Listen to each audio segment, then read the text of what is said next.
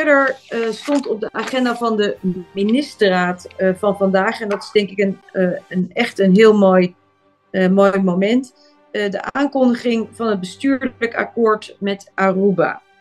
Want ik heb van de ministerraad vandaag het mandaat gekregen om een bestuurlijk akkoord met Aruba af te sluiten, met daarin de afspraken over houdbare overheidsfinanciën.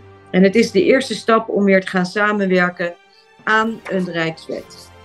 In het akkoord spreken wij, de landen, af dat er een rijkswet komt, waarin de begrotingsnormen en het financieel toezicht worden opgenomen.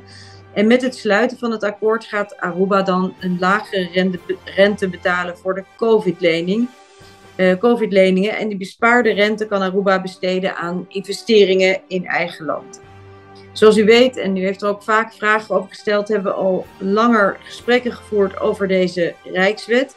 En het feit dat er nu een rijkswet komt waarin houdbare overheidsfinanciën zijn opgenomen, dat is natuurlijk echt een heel mooi moment. Het is van groot belang voor een goed functionerende overheid, duurzame economische ontwikkeling en daarmee niet alleen van belang voor de twee landen, maar zeker ook voor de inwoners van Aruba. Het is ook goed om weer samen te gaan werken, want met deze wet wil Nederland ook voor Aruba niet alleen maar zorgen voor een verlaagd rentepercentage van de COVID-leningen, maar ook willen we het mogelijk maken dat er gunstigere financieringsmogelijkheden zijn, die op dit moment al gelden wel voor Sint Maarten en voor Curaçao.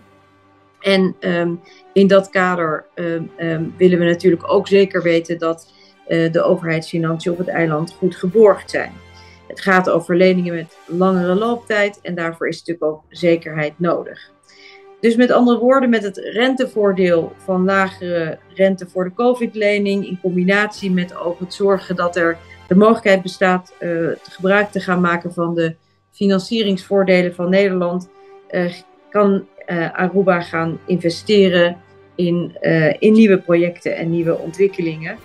En de wet, in combinatie ook met een landsverordening, dus die Rijkswet en in samenhang met een landsverordening, vormen dan het kader daarvoor. En uiteraard is het natuurlijk zo dat de staten van Aruba het budgetrecht behouden. Met dit kader worden dus houdbare overheidsfinanciën geborgd, zodat er ook op termijn meer financiële ruimte ontstaat voor overheidsinvesteringen. En zoals u ook al eerder hebt aangegeven, deze vormen van financieel toezicht kennen wij in Nederland natuurlijk ook, maar dan door de Europese Unie.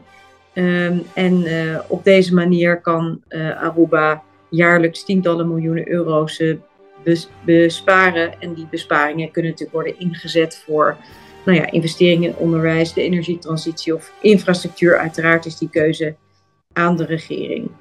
Dit is de eerste stap, dit bestuurlijk akkoord. De wet moet voor 1 mei 2025 zijn ingediend bij de Tweede Kamer. En als die planning niet wordt gehaald, gaat de rente uiteraard weer omhoog. Maar we hebben er alle vertrouwen in dat dat gaat lukken. En ik ben vooral ontzettend blij dat ik een beetje op de valreep van het kabinet waar ik nog lid van ben, deze hele cruciale stap hebben kunnen zetten voor houdbare overheidsfinanciën op Aruba.